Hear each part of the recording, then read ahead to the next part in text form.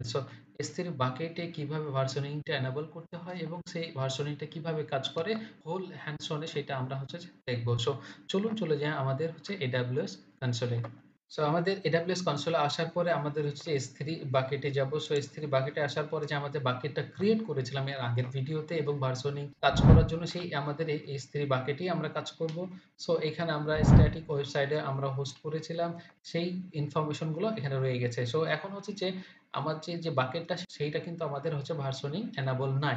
So সেই কারণে আমরা হচ্ছে ফার্স্টে এনাবল করব। সেই কারণে আমরা প্রপার্টিতে যাব। প্রপার্টিতে যাওয়ার পরে যে এখন বাকেট ভার্সনিং, সো এখানে দেখেন ডিসেবল রয়েছে। সো আমরা এডিটে যাব অ্যান্ড দেন হচ্ছে যে এনাবল করব। সো এনাবল করার পরে সেভ চেঞ্জ দেব।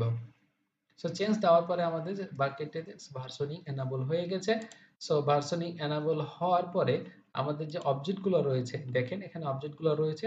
সো এই অবজেক্ট গুলো হচ্ছে ভার্সনিং এনাবল করার আগে